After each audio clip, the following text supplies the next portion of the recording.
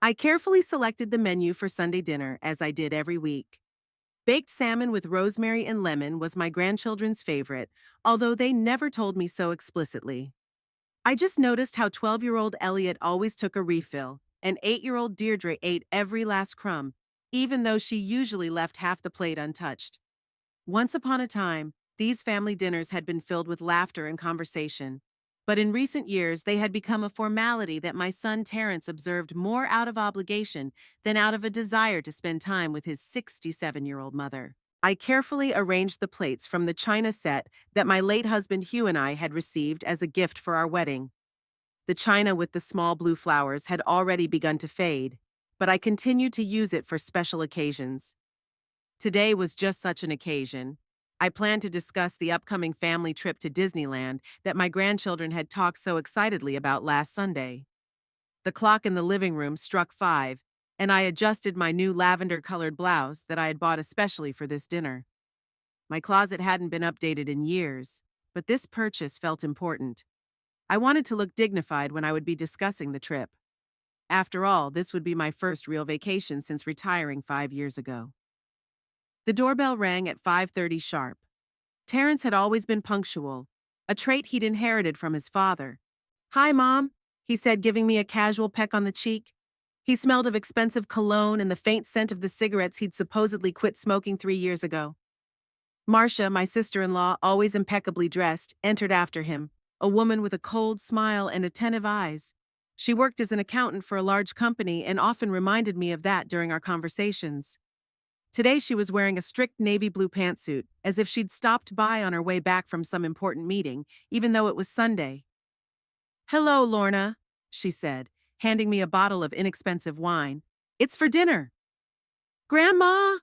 Deirdre shouted, slipping past her parents and rushing to the TV in the living room. She didn't even look at me. Elliot, my oldest grandson, just nodded without looking up from his phone. His dark hair, like Hugh's when he was younger, fell over his eyes, and he tossed it back irritably every few seconds. "Come in, everything's ready." I invited them to the table, trying to sound cheerful. "How was your week?" "The usual," Terrence answered one-wordedly, taking his usual seat at the table. "Elliot, Deirdre, come eat." The children were reluctant to leave their studies and wandered over to the table. I remembered how Terrence had looked forward to our family dinners when he was their age, how he had helped me set the table, how he had told me about his school adventures. Now my grandchildren looked at their plates of food as if I had offered them poison. "I made your favorite salmon, Elliot," I said, giving him a larger portion. "I don't like salmon," he mumbled, pushing his plate away. "I never have." I froze with the serving spoon in my hand. Had I been wrong all these years? I'd thought it was the salmon that he'd eaten with such gusto. I looked at Terrence confused, but he just shrugged. "Eat what you're given, Elliot," Marcia said sternly. Grandma did her best. Elliot rolled his eyes but picked up his fork and began picking at his food. Deirdre followed suit without saying a word. "So how was your week?" I repeated, trying to lighten the mood. "Terrence, you said you had an important project at work." My son worked as a civil engineer and was involved in the design of a new shopping center in Springfield. I'd always been proud of his accomplishments, although in recent years he'd been less and less willing to share the details of his work with me. "It's okay," he said, concentrating on cutting the salmon. "Nothing special." "What about you, Marcia? How are things at the office?" "The usual routine," she said. "Nothing that would interest you, Lorna." I felt the color of shame flood my face.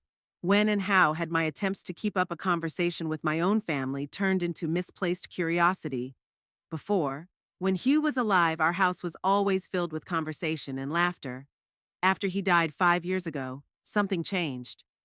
It's like my right to be a part of this family went with him. "What about school, the kids?" I asked, not giving up. "Elliot, you said you had swim meets coming up."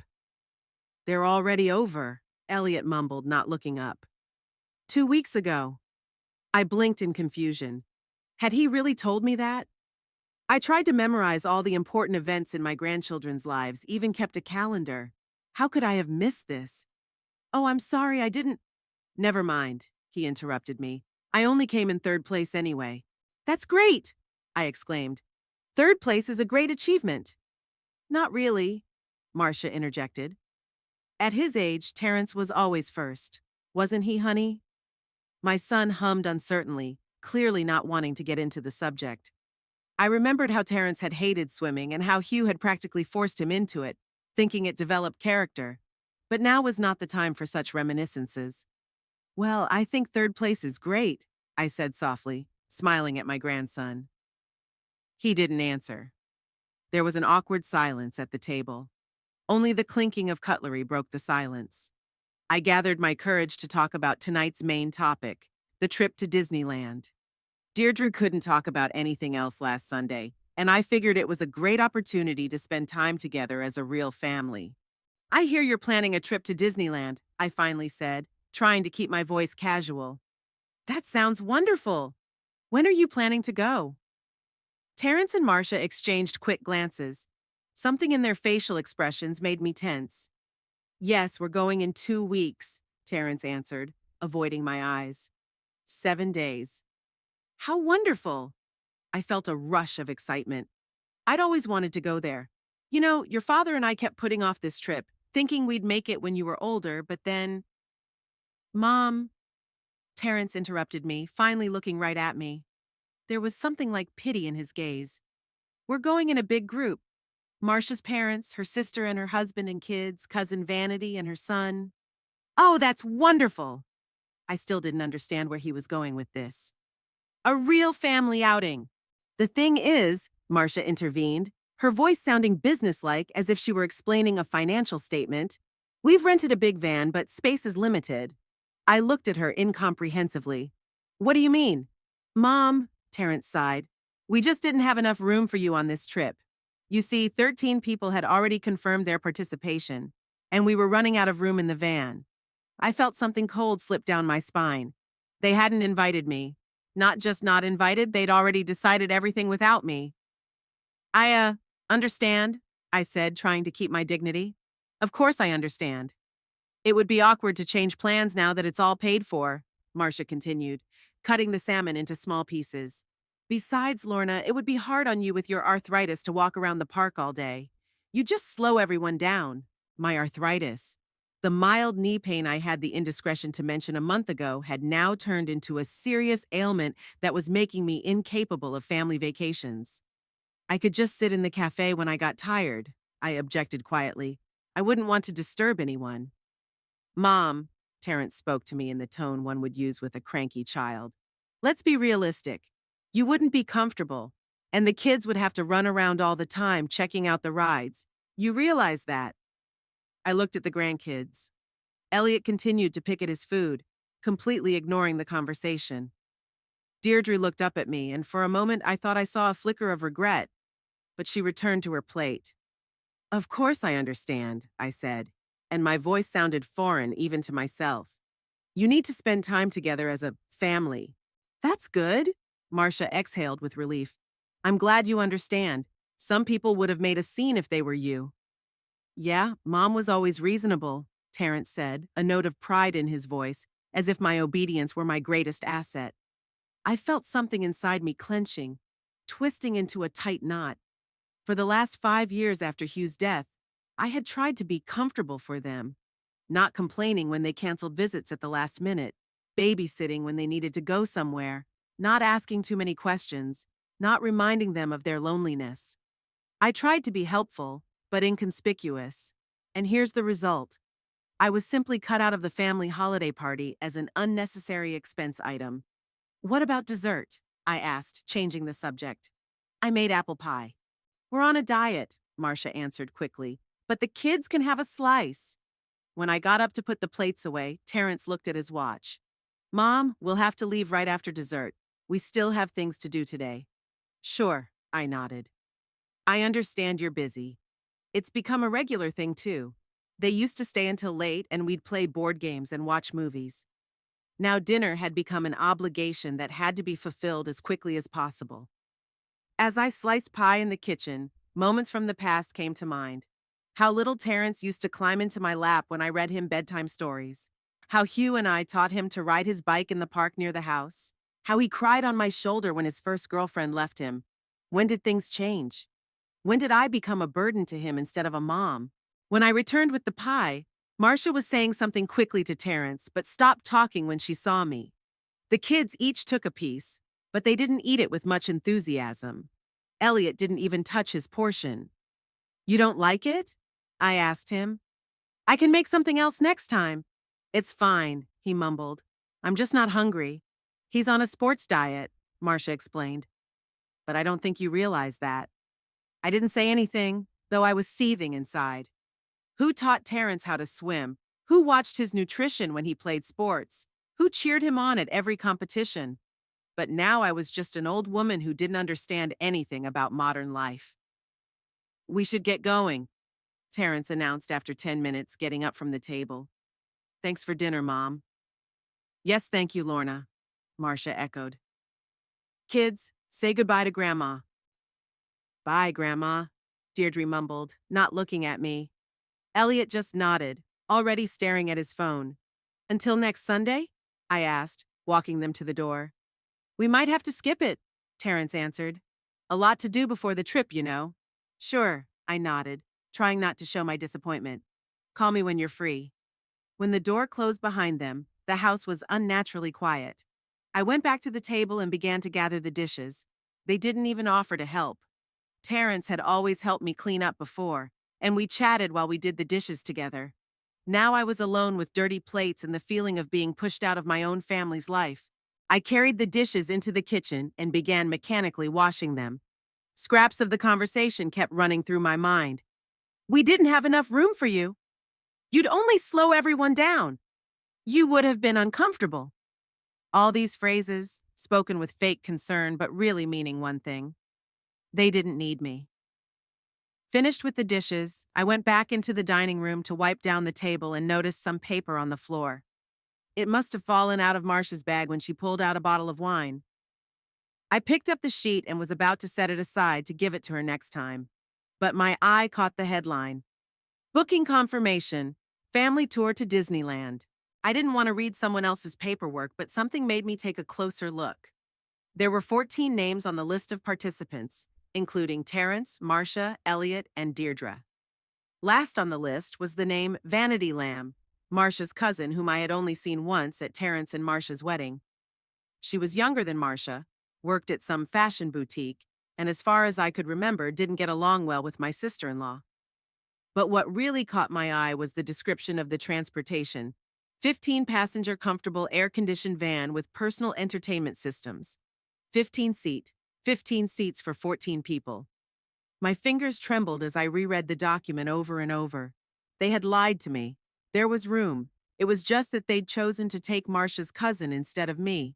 Their blood relative, their mother, their grandmother. I sank slowly into the chair, feeling something cold and bitter spill inside. All these years I'd told myself that they were just busy, that they had their own lives, that I shouldn't be intrusive. I convinced myself that I should be grateful for the crumbs of attention they gave me. I believed that their alienation was a normal part of growing up, that all families go through it. But now, looking at that piece of paper, I realized the brutal truth. They just didn't want me. I was a burden to them, an inconvenient responsibility that they would gladly get rid of if they could do so without feeling like bad people. I folded the sheet neatly and placed it on the table. Something inside me snapped, but along with the pain came a strange relief. No more pretending everything was okay. No more pretending that I was okay with being the convenient grandmother who was pulled off the shelf when needed and put back when not needed. At that point, I didn't know what I was going to do next. But one thing I knew for sure was that things couldn't go on like this. Something had to change. And that something was me. I was up all night. I lay in my bed, staring up at the ceiling, my mind reeling with bits and pieces of last night's conversation. We just didn't have enough room for you on this trip. You'd only slow everyone down. Every word uttered by my son and his wife cut into me like a sharp needle. But it wasn't their lies that tormented me the most. It was my own silence. Why didn't I say anything? Why did I just accept their explanations, knowing in my heart that they were lying to me? The morning greeted me with gray light and the sound of rain outside my window. I got out of bed feeling heavy in every cell of my body. I turned 67 last month, but today I felt 90. After making myself a cup of strong tea, I sat down at the kitchen table and smoothed out the paper I'd found yesterday. 15-passenger comfortable van. Those words felt like they were mocking me. One empty seat, just one, and they'd chosen to give it to Cousin Marcia, whom they barely knew, rather than me, a mother, a grandmother, a woman who'd given her all to this family. I remembered how everything changed after Hugh died. My husband had gone suddenly. A heart attack had taken him in an instant while he was working in the garden. Terrence had been there for me then, supporting me for the first few months, helping with the funeral, with the paperwork, with the endless little things that suddenly pile up when you lose a life partner. But then things started to change. At first, it was the little things. Terrence started calling less often. His visits got shorter. Marcia found more and more excuses not to visit me. Elliot has a competition. Deirdre has rehearsal. We promised we'd visit my parents. I understood them. Young family, work, kids. They didn't have time for me. I tried to be helpful. When Marcia called for the first time and asked if I could babysit while she and Terrence went to an important meeting, I happily agreed. I thought it was a chance to get closer to my grandchildren, to get to know them better. But this important meeting turned into a regular practice. Mom, could you pick up Elliot from school? We have a meeting. Lorna, we need to go away for the weekend right away. You'll watch the kids, right? I never said no. How could I? This is my family, my grandchildren. I'd do anything to be a part of their lives. But gradually, I started to notice that I was becoming a free babysitter. They'd bring the kids in when it suited them and take them out when they were done with their chores. Sometimes it was minutes, sometimes it was hours, and sometimes it was days. And I never complained. And then came the requests for money. At first insignificant. Mom, could you lend me some money until payday? Then the amount started to grow. We need to pay for Elliot's summer camp, but we're having financial difficulties right now. I was giving away my savings, saving less for my own needs, saving for everything to help them. And they took my help for granted, never asking how I was doing on my own on my modest pension. And now this trip. A trip I had no place on. A trip I'd learned about by chance from Deirdre, not because I'd been invited. The tea in my cup had gone cold, and I sat there in bitter thought. The house was silent, with only the old clock ticking away. Hugh had gotten it from his father, and now it was a mute witness to my loneliness. I looked around the kitchen, the living room visible from the doorway. Every corner of this house held memories. This was where Terrence had taken his first steps, and this was where he had broken his mother's favorite vase and was so afraid to admit it. On this couch, Hugh and I sat in the evenings, discussing the day, making plans, dreaming of the future. A future that now looked very different from what I had imagined. What did I do to deserve this attitude? Was the question that haunted me. Had I been a bad mother? Hadn't I supported Terrence in all his endeavors? Hadn't I rejoiced in his successes more than my own? Hadn't I embraced Marcia, trying to be a friend to her, if not a second mother? As I went over the past 5 years, I realized clearly that I had let it happen. I had become a doormat to wipe my feet on. I had taught them to treat me like a second-class person whose feelings and plans could be ignored. And then it hit me. It wasn't just about the trip. It was about my whole existence since Hugh's death. I hadn't been living my own life, but scraps of other people's. In those rare moments when they needed me, I had ceased to be me, becoming a convenient adjunct to their lives. I stood up abruptly from the table, feeling something new stirring inside, not resentment, not bitterness, but determination. It was time to make a change. It was time to reclaim my life. The first thing I did was pull out the phone book I hadn't opened in years. Most of the numbers in it were probably out of date, but there was one I hoped to find. Eunice Pym had been my best friend since high school. We went to school together, started out as teachers together, planned weddings together. Then life divorced us. She moved to another city when her husband got a promotion. We kept in touch, exchanged Christmas cards, occasionally called each other. But after Hugh's death, our communication pretty much dried up. It wasn't that I didn't want to talk to Eunice. It's just that Terrence once said, "Mom, why do you want Eunice? She's always been weird and you know she divorced her husband? What kind of example is that for children? So, in an effort not to upset my son, I started calling my friend less often, and then I stopped altogether. I found Eunice's number, and without giving myself time to doubt, dialed it. After the fourth ring, I was about to hang up when I heard a familiar voice. Hello, who is this? Eunice, it's me, Lorna. My voice trembled. Lorna Tandy. There was silence for a second and then an exclamation of delight. Lorna, oh my God, it's you! It's been years, how are you? I didn't know what to say. Fine would be a lie, and I didn't want to complain. To be honest, I'm not very well, Eunice. I need someone to talk to, and you're the only person I can trust. What's wrong? There was a note of concern in her voice. Are you all right? Are you all right? Physically, yes. I took a deep breath. But mentally. Eunice, could you come over, or I could come to you? I just need to see a friend. Of course, dear, she answered without hesitation. I'll come to you. Do you still live in the same house? Yes, still there. That's fine. I'll be at your place this afternoon. And Lorna, whatever happens, it's gonna be okay. As I hung up the phone, I felt the tension ease a little. Eunice had always been like that. Reliable, ready to help, no questions asked. I felt ashamed that I had so easily given up on our friendship because of my son's disapproving look.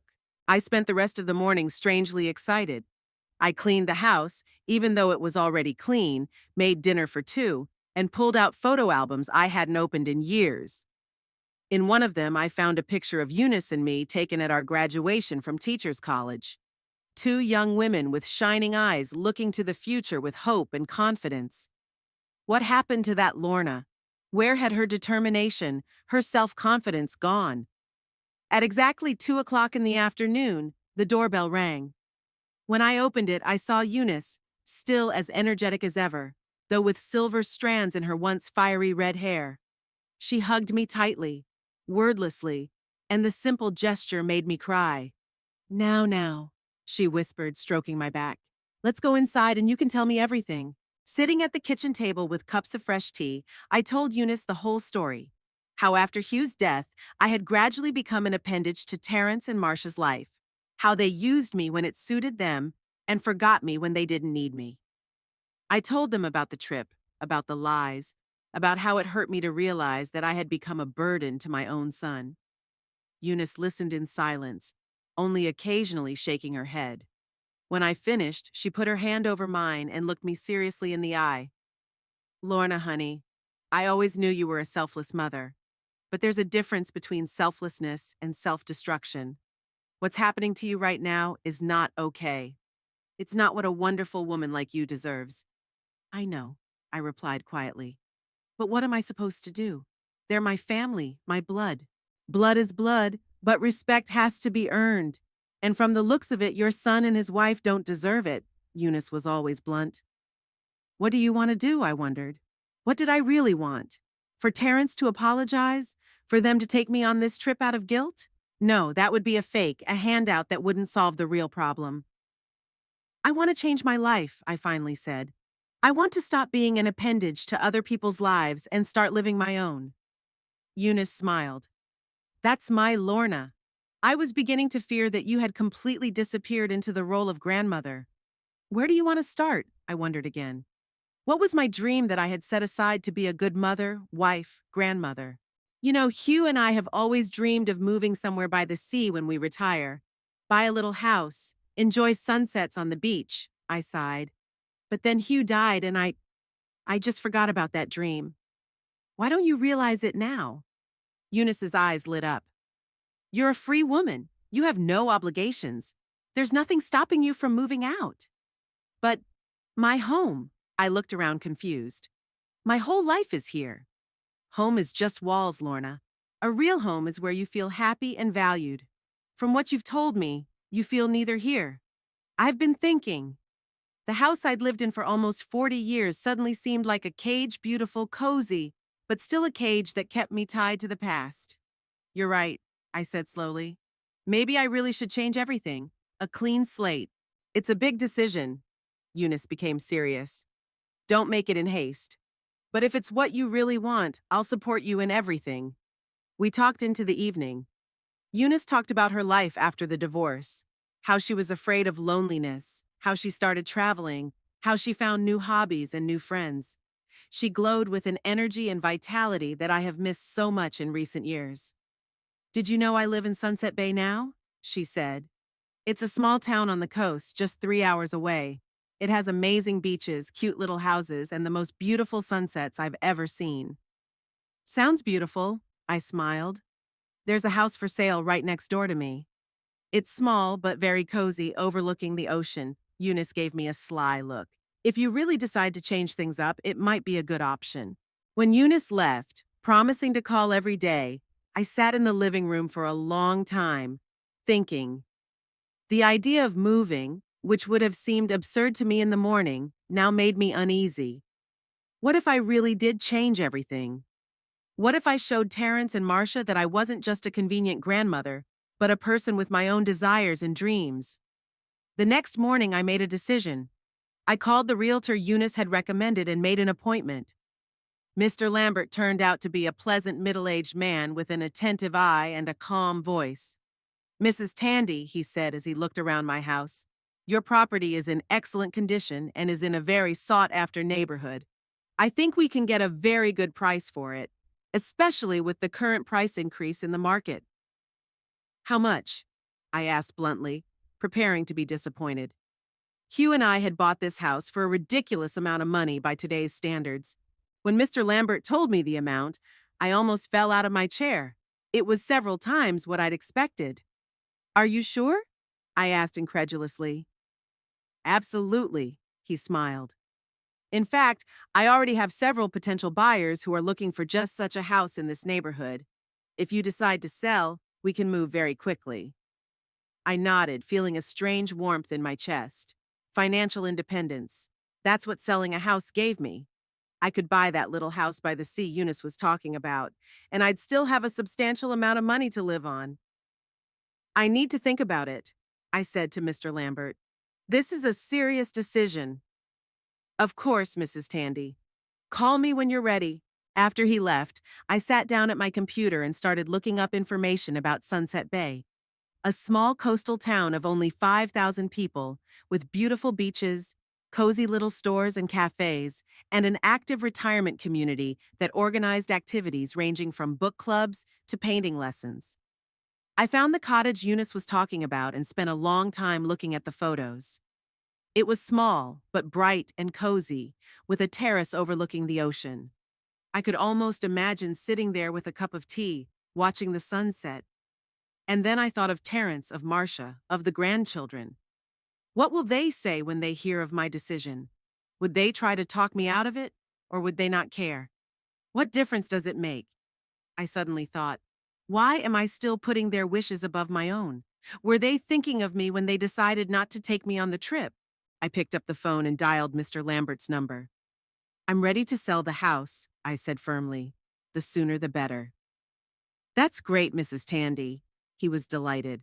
I'll contact potential buyers today and prepare all the necessary documents.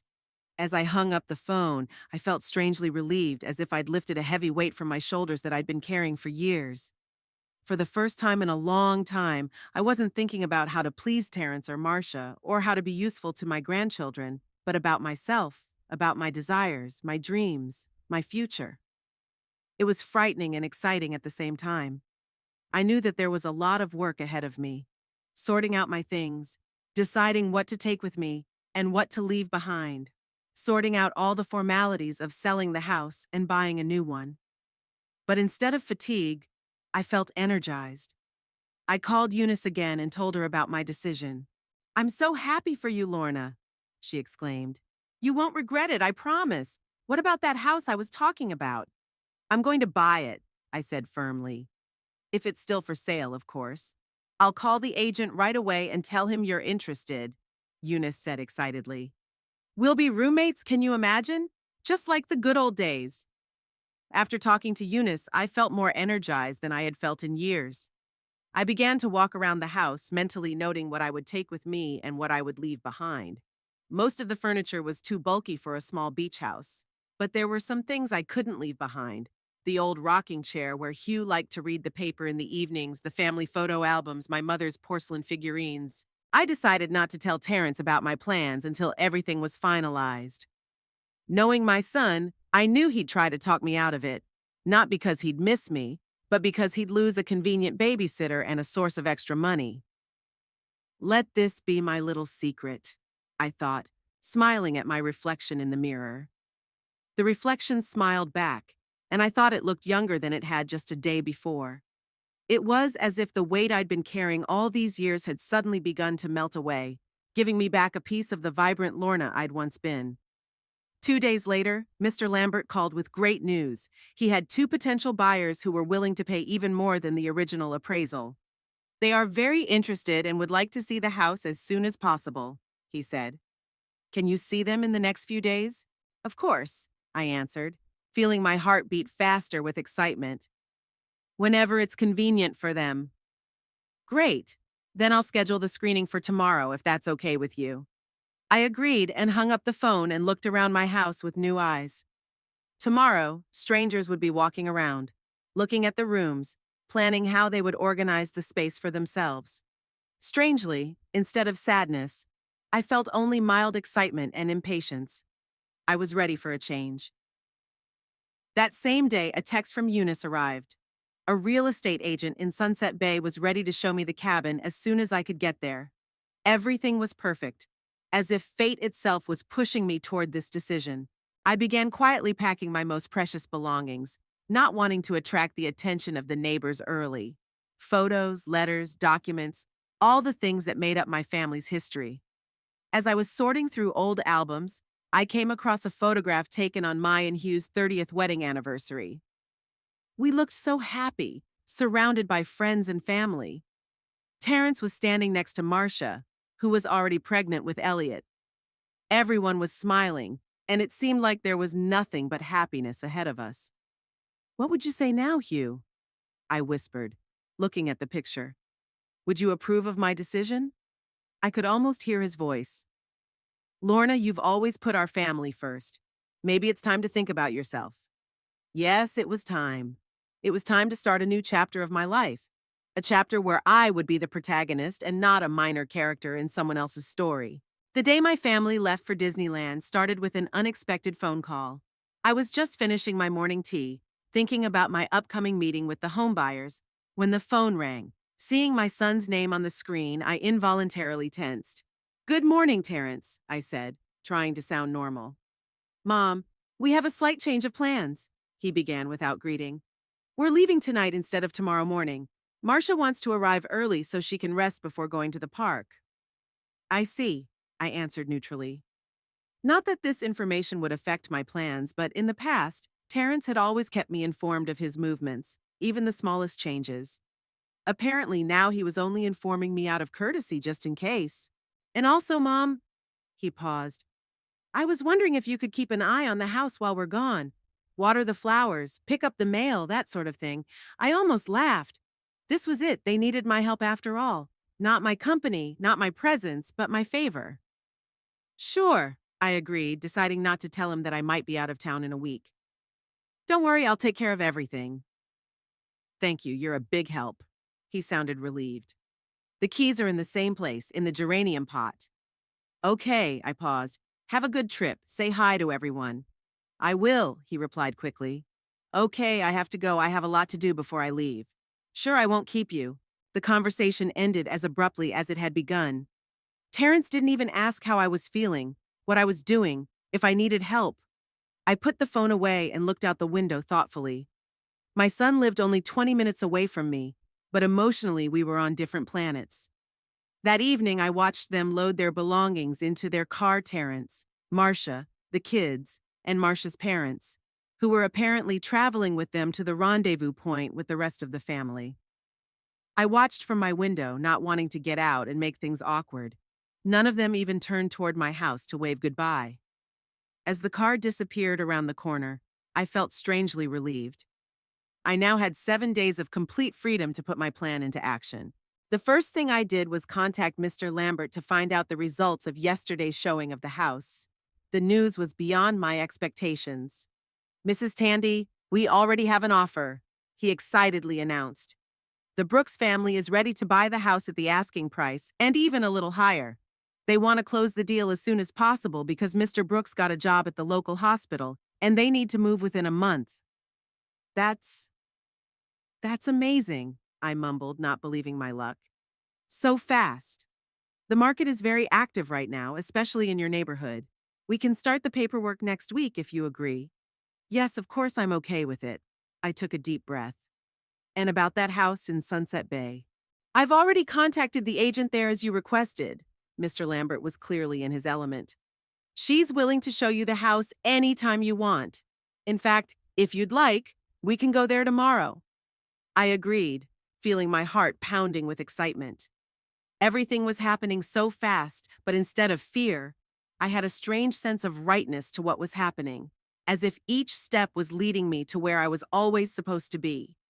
The next day, Mr. Lambert picked me up in his car and we headed to Sunset Bay. As we drove away from Springfield, I could feel the tension that had been living inside me for years begin to recede. The road went through scenic areas, and with each mile, the scenery became more and more spectacular. When the blue of the ocean loomed ahead, I couldn't hold back a sigh of delight. It's beautiful, isn't it? Mr. Lambert smiled. I've been thinking about moving here myself after I retire. Sunset Bay turned out to be exactly what I had imagined, a small, cozy town with colorful houses running down to the beach. The main street was full of little stores, cafes, and galleries. People took their time, strolling under the awnings of the stores, stopping to talk to each other. It was so different from the hustle and bustle of Springfield, where everyone was always running somewhere. Eunice was waiting for us outside a small restaurant with a terrace overlooking the beach. She hugged me as warmly as if we had seen each other yesterday, not a few days ago. How do you like it? She asked, pointing at the panorama in front of us. It's magical, I answered honestly. After a short lunch, during which Eunice filled me in on local life, we went to look at a house. The realtor, a woman named Beverly, was already there waiting for us. The house was even better than it looked in the pictures. Small but bright, with a spacious living room overlooking the ocean, a cozy kitchen, 2 bedrooms, and a small front garden. Standing on the terrace and looking out at the vast blue of the ocean, I felt my eyes fill with tears. This was the place Hugh and I had always dreamed of. Do you like it? Eunice asked quietly, coming toward me. Very much, I whispered. It's exactly what I've been looking for. Then what are you waiting for? She winked at me. Tell Beverly you're taking it. And I did. Right there on the terrace, looking out at the ocean, I made a life-changing decision. Beverly was ecstatic. Eunice clapped her hands like a child, and Mr. Lambert nodded importantly, as if he'd always known it would happen. Back to Springfield, we drove in high spirits. Mr. Lambert discussed the details of both transactions, the sale of my old house and the purchase of the new one.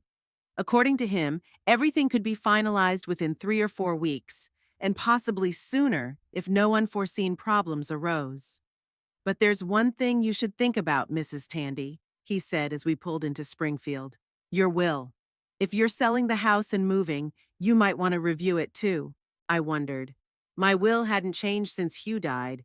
It was supposed to leave all my property, including the house, to Terrence. But now that I was selling the house and starting a new life, maybe I should revisit that too. Do you know a good lawyer? I asked. Sure, Mr. Lambert nodded. I can recommend Mr. Preston. He specializes in this sort of thing. The next day I met with Mr. Preston, a trim man in his 50s with attentive eyes and a friendly smile. He listened attentively to my story without interrupting or showing any emotion. So, Mrs. Tandy, he said when I had finished, you want to change your will. May I ask what your wishes are? I took a deep breath. It was a difficult question that I had been pondering all night. Despite all the hurt, Terrence was still my son, and I couldn't completely disinherit him. I want to put most of the money from the sale of the house into safe investments, I said. I will use the income from them for my life. After I die, half of it should go to my grandchildren, Elliot and Deirdre, but not until they are 21. A quarter should go to my son, and the remaining quarter I would like to donate to a fund to support the teachers at our local school. where I have worked for 30 years. Mr. Preston nodded, making notes. A very sensible decision, he said. What about the new house in Sunset Bay? I want to include it in my grandchildren's inheritance too, but on the condition that they can't sell it until they're 30. Until then, it must be used as a vacation home for the family. I see. Mr. Preston made a few more notes. Well, it's all quite doable. I'll have the paperwork ready within a few days. When I left Mr. Preston's office, I felt lighthearted. I had taken care of my grandchildren's future, even if their parents hadn't always done right by me. I spent the next few days sorting through my belongings. The old furniture I hadn't planned to take with me, I decided to sell, some online, some through a thrift store. Many of the items quickly found new owners, and I was glad they would serve someone else. The hardest part was deciding what to do with the photos and memorabilia. I spent an entire day going through old albums, letters, and mementos collected over a long lifetime. Each item held a memory, each photo told a story.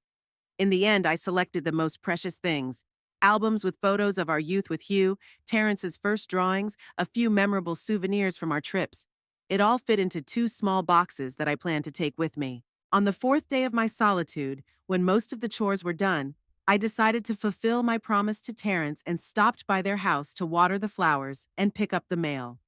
Their house, large and modern, was always in perfect order, a credit to Marcia's obsession with cleanliness.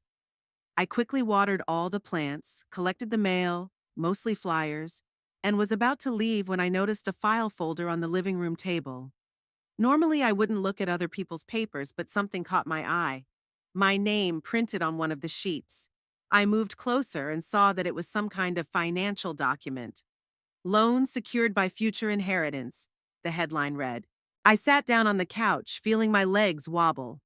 The document said in black and white that Terrence had taken out a loan from the bank, listing as collateral future inheritance from his mother, Lorna Tandy, including real estate at the address of, followed by the address of my house. I felt sick to my stomach.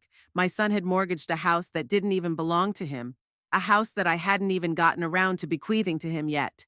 How was this even possible? I looked at the document more closely and saw that Terrence had provided the bank with a copy of my old will and some documents confirming the appraised value of the house.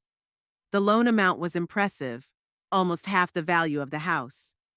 Under purpose of loan, it said, business expansion. What business? As far as I knew, Terrence had always been a self-employed engineer. Or had there been a change in his life that he hadn't seen fit to inform me of? I set the document aside, feeling anger rising inside. Terrence didn't just expect to get my house when I died. He'd already taken out a loan against it, as if I wasn't a living person, but a line item in his financial plan. Apparently, he thought I would live out the rest of my days quietly and unnoticed, and then he would get the house and easily pay off the loan. Well, he was in for a nasty surprise. When I got home, I called Mr. Preston at once and told him of my discovery. This is a very serious matter, Mrs. Tandy, he said after listening to me. Although technically your son has done nothing illegal, banks will sometimes grant such loans, especially if there is strong evidence of a future inheritance, but morally, of course, it is an extremely dubious act.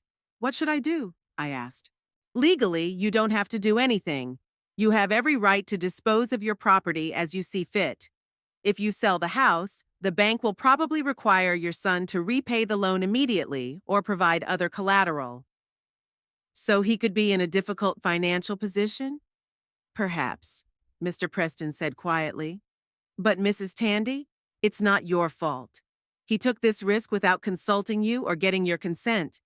After my conversation with the lawyer, I sat in my empty living room for a long time thinking. On the one hand, it pained me to think that my son might be facing financial problems. On the other, his act showed how little respect he had for me as a person. To him, I was just an asset, a future inheritance, not a living person with my own desires and plans. At that moment, my decision was solidified definitively. I would sell the house, move to Sunset Bay, and start a new life. And Terrence would have to deal with the consequences of his actions on his own. The rest of the week flew by. I signed all the necessary papers to sell the house and buy a new one, made arrangements with a moving company to transport the things I decided to take with me, and contacted the bank to arrange the transfer of funds. Eunice called me every day with advice and moral support. She was already preparing a room in her house for me to stay in while the purchase of my new home was being finalized. On the eve of Terrence and his family's arrival from Disneyland, I finished the final preparations. My old house looked unaccustomedly empty. Most of the furniture had already been sold or given away. The walls were devoid of paintings, the shelves devoid of books and souvenirs. But in a strange way, this emptiness did not cause sadness. It symbolized my liberation, my fresh start.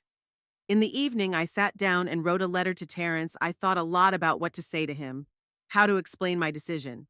In the end, I decided to be honest, but not mean. I told him how I felt, how it hurt me to feel unwanted, used, how I found the loan documents, and how this discovery was the last straw. I explained that I wasn't trying to punish him. I just wanted to live the rest of my life with dignity, following my dreams. I wrote that the doors of my new home would always be open to him and his family if they wanted to visit me, but that I would no longer live other people's interests while forgetting my own. When I finished the letter, I sealed it in an envelope and placed it on the kitchen table, the first thing Terrence would see when he came to check on me. Early the next morning, Mr. Lambert picked me up to take me to Sunset Bay. I walked around my old house one last time, saying goodbye to every room, every corner that held memories of years gone by. Strangely, I felt no regret or sadness, just a quiet confidence that I was doing the right thing. Sunset Bay greeted me with bright sunshine and the sound of the surf. Eunice was waiting outside her house, waving her arms like a schoolgirl. Her joy was contagious, and I felt my lips stretch into a smile. "Welcome home," she exclaimed, hugging me. "You don't know how glad I am that you're here." "Me too," I said, and it was the truth. While the final paperwork for my new home was being processed, I stayed with Eunice. We spent our days walking around the city, getting to know our neighbors, visiting local cafes and stores. In the evenings, we sat on the terrace, watched the sunset over the ocean, and talked about the past, the present, the future. I could feel myself getting younger every day, the interest in life that I seemed to have lost long ago. A week later, I received the keys to my new house. It was quite small compared to my old home, but every corner of it was filled with light and comfort. Standing on the terrace and looking out at the vast ocean, I felt truly happy for the first time in a long time. "Hugh," I thought, "you would approve. You always said we'd live by the sea someday. Here I have done it for both of us." That night, as I fell asleep in my new bedroom to the sound of the surf, I thought of Terrence. He must have already returned from his trip, already found my letter, already realized what had happened. What did he feel? Anger, resentment, confusion, or maybe somewhere deep inside the realization that I had every right to take this step. I didn't know the answers to those questions, but for the first time in a long time, I didn't care. I had made a choice in favor of myself, my desires, my life. And that choice brought me more peace and happiness than all the years of dedicated service to a family that didn't appreciate my sacrifices. Terrence Tandy felt the fatigue that usually piles up after long family trips. 7 days at Disneyland with Marcia's children, wife, and in-laws proved exhausting, though filled with joyful moments. The drive home took almost 6 hours, and when he finally turned onto their street in Springfield, it was well past midnight. "We're home," he announced, turning off the engine. "Elliot, Deirdre, wake up." The children stirred in the back seat. 12-year-old Elliot wiped his eyes sleepily, and 8-year-old Deirdre didn't even move. "Come on," Marcia turned to the children. They had school tomorrow and needed to sleep in their beds. They got the sleepy children out of the car and carried the suitcases into the house. Marcia took Deirdre upstairs at once, and Terrence stayed to unpack in the hallway. The fatigue was getting worse, but he had to check on his mother tomorrow. He hadn't called her once during the trip. There had been too much going on, and what could have happened in a week? After tucking the kids in, Marcia went down to the kitchen, where Terrence was already looking in the refrigerator. "Nothing decent?" he sighed. Everything that was in there had gone bad in a week. "I'll go to the store tomorrow." Marcia yawned. "Check the mail, please." There could be some important letters in there. Terrence nodded and headed for the desk where the mail was usually stacked. His mother was supposed to pick up the letters and stack them here. Indeed, there was a neat stack of envelopes on the table. His mother had always been pedantic. He started going through the letters, mostly bills and handbills, when he noticed an envelope lying separate from the rest of the mail. There was no stamp on it, just his name written in his mother's familiar handwriting. With mild bewilderment, he opened the envelope and unfolded the folded piece of paper. "Dear Terrence," the letter began. "By the time you read this letter, I will be far away from Springfield." As he read, his face changed. Bewilderment replaced by surprise, then disbelief, and finally anger. "Marcia!" he shouted, jumping up. "Marcia, come here at once! What's wrong?" She ran out of the bathroom with a toothbrush in her hand. "You'll wake the children!" "My mother! She sold the house!" Terrence waved the letter around like an indictment. "She sold her house and went to the sea somewhere. Can you believe that?" "What?" Marcia snatched the letter from him and quickly ran her eyes over the lines. "Is this some kind of joke? She couldn't just sell the house. Apparently she could." Terrence was out of his mind. "She wrote that she'd found some loan documents." "Shit! Loan documents! I left them on the desk." Marcia turned pale. "The loan? What loan, Terrence?" Terrence ran his hand through his hair, suddenly realizing that he hadn't told his wife about his latest financial decision. "I took out a loan against my inheritance," he admitted, "for our new business." "Against an inheritance?" Marcia looked at him with widened eyes. "You mean against your mother's house? The house she'd apparently just sold?" "Yes." Terrence collapsed on the couch. "The bank agreed to give me a loan based on my mom's will and the appraisal of the house. I was supposed to use the money for startup capital for our construction business." "And you didn't tell me?" Marcia's voice shook with anger.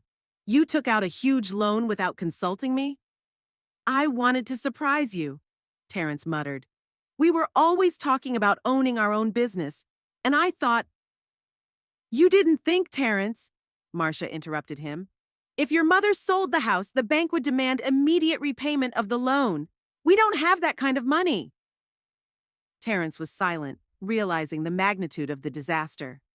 The loan was huge, almost half the value of the house. He had hoped to pay off the bank after his mother's death by selling the house.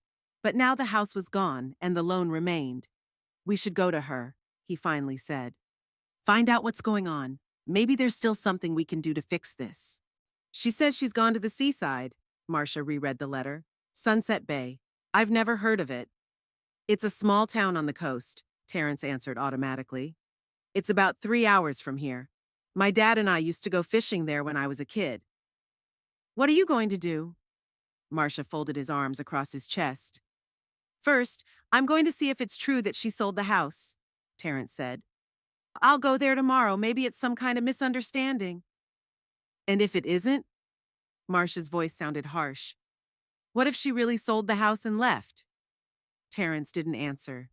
He didn't want to think about that possibility. He didn't want to imagine that his mother, always so submissive and predictable, could do such a drastic thing. The night passed restlessly. Terrence tossed and turned, unable to sleep. In his head were scraps of phrases from his mother's letter. Found the documents on the loan. Decided to live for themselves. Do not want to be a burden. How could she think she was a burden? Didn't they take care of her? Didn't they spend every Sunday with her, take her to— No, they didn't take her to Disneyland, and that must have been the last straw. In the morning, after sending Marcia to work and the kids to school, Terrence drove to the familiar neighborhood where he grew up. As he pulled up to his mother's house, he immediately noticed the "For Sale" sign on the front lawn. His heart dropped. So it was true. She really had sold the house. He got out of the car and walked up to the house, hoping that at least the key was still there. But the door opened before he could check it, and an unfamiliar middle-aged man appeared on the doorstep. "What can I do for you?" he asked with slight bewilderment. "Yeah, I'm looking for Lorna Tandy," Terrence said, already knowing the answer. "Oh, Mrs. Tandy doesn't live here anymore," the man smiled. "My wife and I bought this house from her last week. Lovely woman, by the way, very nice." Last week? Terrence couldn't believe his ears. But how? How was that possible? We were only away for 7 days. The man shrugged his shoulders. I don't know what to tell you.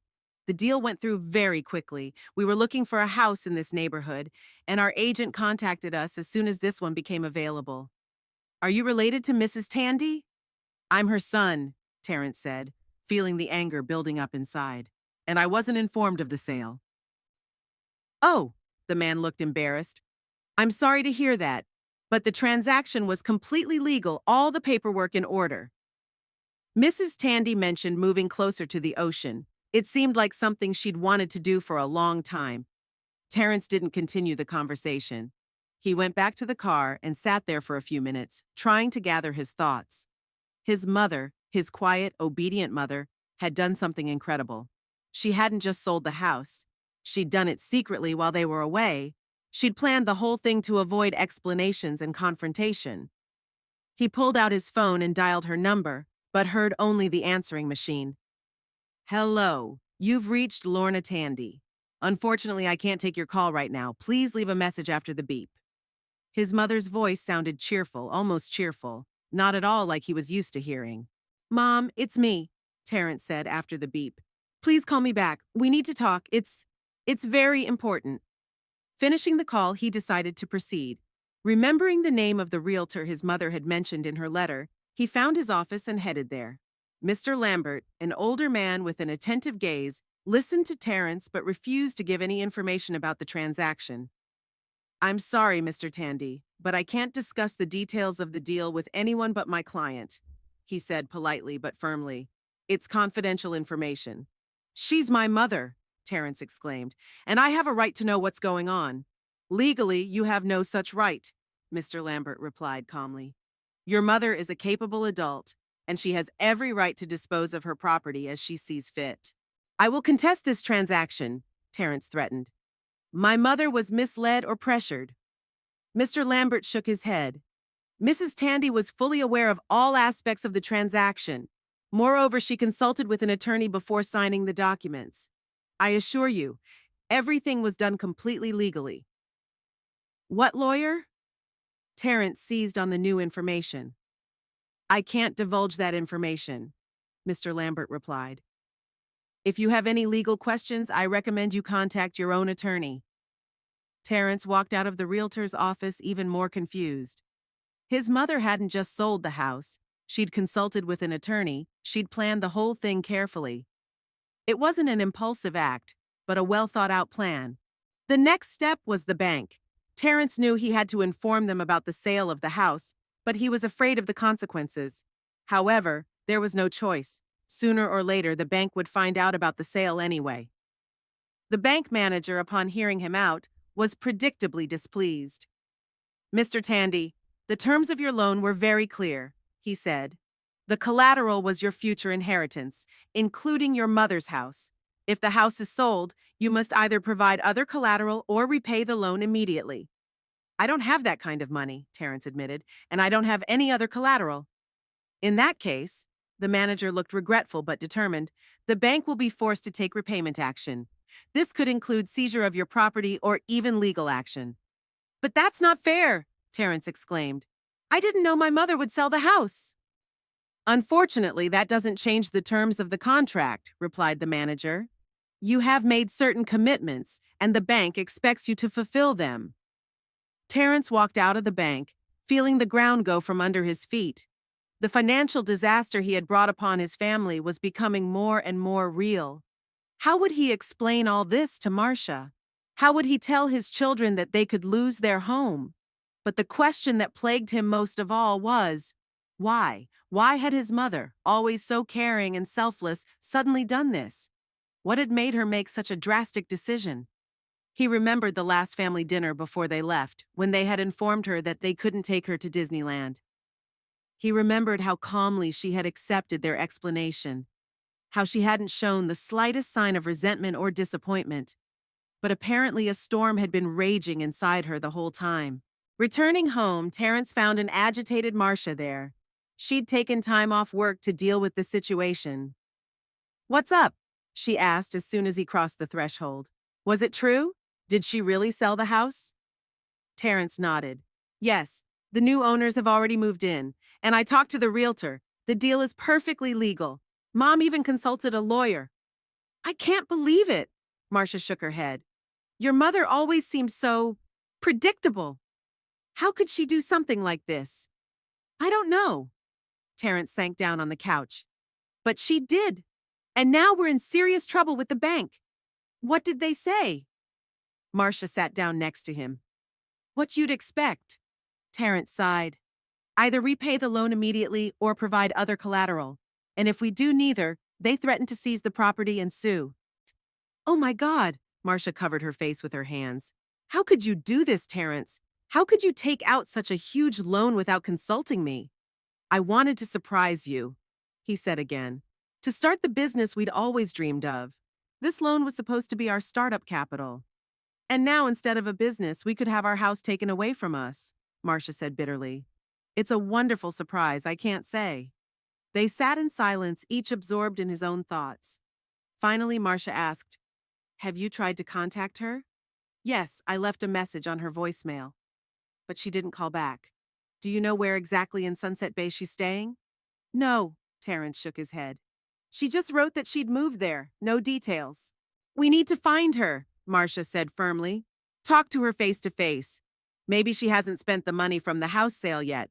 Maybe we can convince her to help us with the loan. Terrence nodded, though deep down he doubted his mother would agree. Judging from her letter, she'd made a firm decision to start a new life, and she wasn't likely to want to spend money to correct his mistakes. I'm going to Sunset Bay, he said. Tomorrow. I'll find her and talk to her. I'll go with you, Marcia said. This is about our whole family. They decided they would go together, leaving the children with Marcia's parents. But before they went in search of Lorna, they had to decide what to do with the bank. After much discussion, they concluded that the only way out was to sell their own house, pay off the loan and start over, perhaps renting until they got back on their feet. It was a painful decision, especially for Marcia, who had put so much effort into fixing up their home. But they saw no other option. How do we explain this to the children? Marcia asked when they went to bed. We'll tell them the truth, Terrence answered. That Dad made a mistake, and now we'll have to live somewhere else for a while. But we'll still be together, and that's what matters. Marcia nodded silently, but Terrence could see that she was still angry with him, and she had every right to be. He had jeopardized the well-being of the whole family because of his ambition and his unwillingness to consult his wife. The next day, they began preparations for their trip to Sunset Bay. Terrence called work and took the day off. Marcia made arrangements with her parents about the children, and they were ready to leave early in the morning. In the evening, when the kids were already asleep, the phone rang. Terrence picked up the phone and heard an unfamiliar female voice. Can I speak to Terrence Tandy? It's me, he answered. To whom do I have the honor? My name is Eunice Pym, the woman said. I'm a friend of your mother, Lorna. Terrence tensed. He vaguely remembered the name. It seemed his mother had actually been friends with some Eunice years ago. What do you want? He asked, not hiding his hostility. I'm calling at your mother's request, Eunice replied calmly. She got your message and she wants you to know that she is fine. She is happy in her new place and starting a new life. Why didn't she call? Terrence asked demandingly. Because she knows you'll try to convince her to come back or to give you the money from the sale of the house, Eunice answered bluntly. And she wants neither. Terrence felt anger rising inside him. Look, this is a family matter. I don't think you should get involved. I'm not interfering. Eunice's voice remained calm. I'm just relaying a message from your mother. She also asked me to tell you that she has changed her will. Now the bulk of her estate will go directly to your children when they reach adulthood, not to you. And she wants you to know that she is not abandoning her family. Her home in Sunset Bay is always open to you, and especially to the children, should you wish to visit her. Terrence was stunned. She changed her will, but how? Why? I think you know why, Eunice said softly. Your mother found the deeds to the loan you took out against her house, a house that didn't even belong to you. It was an unpleasant discovery for her. Terrence was silent, not knowing what to say. He could feel the color of shame flooding his face, though his companion could not see it. In any case, Eunice continued, Lorna wanted me to tell you that she holds no grudge against you. She's just decided it's time to live for herself. And she's really happy here, Terrence. For the first time in years, she's really happy. After his conversation with Eunice, Terrence sat in the living room for a long time, staring into space. Marcia sat down beside him. Who was that? Mom's friend, he answered. She called to say that Mom was okay, that she's happy in her new place, and that she'd changed her will so that everything would go to the kids when they grew up, not to us. Marcia shook her head. She really thought of everything. I didn't expect your mother to be so determination. Neither did I, Terrence admitted. I'd always thought of her as quiet, docile, predictable, and she was capable of doing something like this. Do you still want to go to her? Marcia asked. Terrence thought about it. On the one hand, he wanted to see his mother, to talk to her, to explain his position. On the other hand, after the conversation with Eunice, he realized that his mother had made a firm decision, and it was unlikely that he would be able to change it. Yes, he said at last. I want to. But not to convince her to come back or to give us the money. I just want to see her, talk to her, understand why she did it. That night, as he went to bed, Terrence thought about his mother. He pictured her in a small coastal town, in a new house, among new people. What had she become? Had she changed in appearance? What does she do? Was she truly happy, as Eunice claimed? And somehow, despite all the problems her departure had created for him and his family, Terrence couldn't help but feel a strange, reluctant respect for his mother's determination to change her life. He'd never thought her capable of such a move, never seen that strength of character in her. Maybe he didn't know his mother well at all. Maybe all these years he had seen only what he wanted to see. A quiet, comfortable woman who was always ready to help and never demanded anything in return. 3 months flew by like a day. My life in Sunset Bay was filled with new colors, new people, new experiences, all the things I had missed so much in my last years in Springfield. Every morning I woke up with a sense of joyful anticipation. What would the day bring me? What new discoveries await me? My little house on the ocean became a true sanctuary, a place where I felt truly myself. I organized it the way I always dreamed of. Light walls, minimal furniture, lots of space and light. I turned one of the rooms into a studio where I spent hours at my easel trying to capture the ocean's changing beauty on canvas. My first works were far from perfect, but the instructor at the local college where I took painting classes said I had a sense of color and perspective. That morning, the very morning that changed everything, I sat on my veranda enjoying my morning coffee and a warm breeze. The sun was just rising above the horizon, coloring the water with pinkish gold tones. I thought about the day ahead. Today I had a tour scheduled at the museum where I worked 3 days a week, and tonight Eunice had invited me to a small party she was throwing for local friends. The knock on the door caught me off guard. It was only 7 in the morning, and I wasn't expecting guests. I threw on a light robe over my nightgown and went to open the door, wondering who it could be. Maybe Eunice with another batch of freshly baked scones? Or Ben, my neighbor to my right, who sometimes brought me freshly caught fish. Opening the door, I froze in place. Standing on the threshold was Terrence, my son, whom I hadn't seen in 3 months. He looked tired, with dark circles under his eyes and more gray in his hair than I remembered. He was alone, not Marcia or the children. Mom, he said without greeting, I finally found you. I stepped aside silently, inviting him in. Strangely, I felt neither surprise nor fear nor even joy at this meeting. Somewhere deep inside, I'd always known this day would come, that Terrence wouldn't leave things alone, that he'd come for explanations or, more likely, money. Come on in, I said, leading him into the living room. Do you want coffee? No, he said sharply, but he softened his tone. I mean, yes, thank you, black, no sugar. I nodded and headed for the kitchen, giving myself time to collect my thoughts.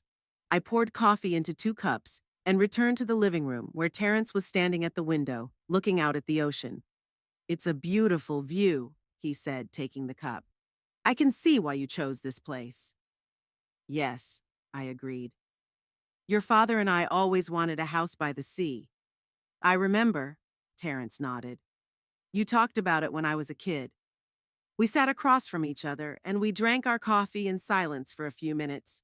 I waited for him to start talking. After all, he was the one who had come to see me, not the other way around. Why, Mom? He finally asked, and his voice trembled. Why did you do this? Why did you just disappear without a word? I left a letter, I reminded him gently. And I called you several times in the first few weeks, but you didn't pick up. I was angry, he admitted. I couldn't believe you could do that. Selling the house, leaving without even consulting me. Why should I have consulted you? I asked, trying to keep my voice calm. It was my home, my life. But we're family, Terrence exclaimed. A family discusses such important decisions together. Really? I raised an eyebrow. You discussed with me your decision to take out a loan against my house? A house that didn't even belong to you? Terrence looked away. That's different. I was going to pay it all back. It was just a way to get startup capital for the business. Using my house as collateral without asking my permission, I shook my head. Do you know how I felt when I found those documents? Like I don't exist as a person to you anymore, like I'm just in property for you to use as you see fit. That's not what I thought, Terrence protested. I just didn't want to bother you. Didn't want to bother you, I repeated slowly, or didn't want me to say no. Terrence was silent, and that silent answer spoke more than any words could. How did you find me? I asked, changing the subject. It wasn't easy, he sighed. I'd come here before, right after you left, but no one knew where you lived. Then I called you, emailed you, but you didn't answer. I wasn't ready to talk, I admitted. I needed time to settle in, to get used to my new life. And how was it, this new life? Terrence sounded bitter. Was it worth destroying our family? I didn't destroy anything, Terrence, I said firmly. You and Marcia and the kids are still together. It's just that I'm living my own life now. It's not that simple, he exclaimed. Because you sold the house, the bank demanded immediate repayment of the loan. Marcia and I almost lost our own house. We had to sell the car, take out a second loan. The children don't understand why Grandma suddenly disappeared from their lives. Elliot wonders if you died like Grandpa. I felt a stab of pain, not because of Terrence's financial problems, which he brought on himself, but because of the grandchildren. I miss them, especially in the first weeks after the move. I didn't disappear from their lives, I said. I called them, sent them birthday presents, and I always invited you all to come visit me. My house is open to you. How could we come? Terrence grinned bitterly. We barely make ends meet because of the loans. I looked at my son carefully. Did you come for money, Terrence? Is that the purpose of your visit? He looked away, and I realized I'd hit the mark. Not only that, he mumbled. I wanted to see you, to make sure you were okay. I'm fine, I assured him. More than okay. For the first time in years, I felt truly alive. I stood up and walked over to the small table where my photographs were, new ones taken here in Sunset Bay. I showed them to Terrence. Here I was on the beach with Eunice, here at the museum where I was a tour guide, here at my painting class, here with my new friends at a local cafe. See, I said, I have a life of my own, a real life, not an existence waiting for your rare visits. Terrence flipped through the photos in silence, and I watched his expression change from disbelief to surprise and finally to reluctant recognition. You look happy, he said at last. I am happy, I smiled. Maybe for the first time since your father died. But what about us? Terrence asked. What about your family? You will always be my family, I replied softly. But that doesn't mean I have to live only for you. I have the right to my own happiness, my own desires and dreams. Terrence stood up and walked to the window again. I could see his shoulders tense, his fists clenched.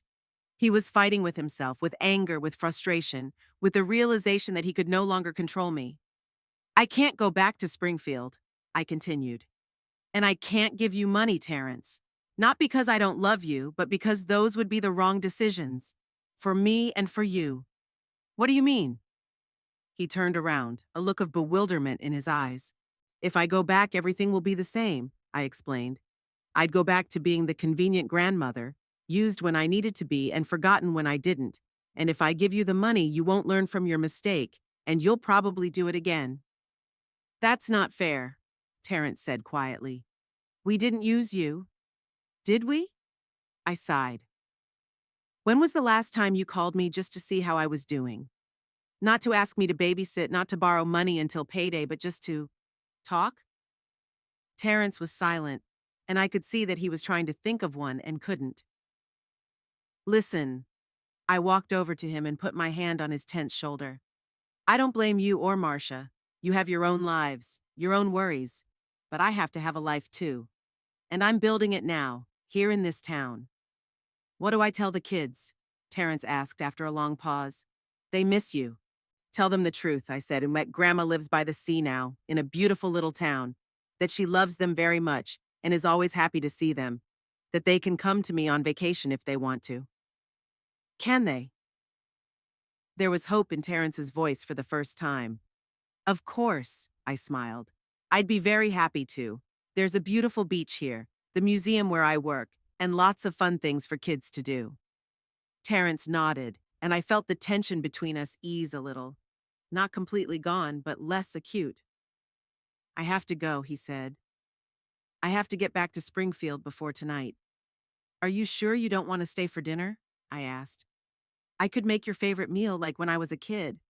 For a moment there was a look of longing in his eyes, but he shook his head. No, I really have to go. Marcia's waiting, and I have an important meeting tomorrow. I walked him to the door. Before he left, he hugged me awkwardly, the first time in years that it was a real hug, not a formal kiss on the cheek. I'm sorry, Mom, he whispered. For the loan. For everything. I forgave you a long time ago, I replied, pulling away gently. Now you need to forgive yourself. He nodded and walked quickly to his car without turning around. I stood on the doorstep, watching him drive away, feeling a strange mixture of sadness and relief. Sadness, because despite everything, he was my son, my flesh and blood. And relief, because I didn't give in to the temptation to take it all back, didn't give up the new life I'd worked so hard to build for myself. The rest of the day passed like a blur. I took the planned tour of the museum, had lunch with my coworkers, even made it to a painting class, but my thoughts were far away. I kept thinking about Terrence, about his visit, about how our relationship had changed in those 3 months. That evening, getting ready for Eunice's party, I caught my reflection in the mirror and stopped, startled. The woman looking back at me from the mirror looked younger than I remembered myself.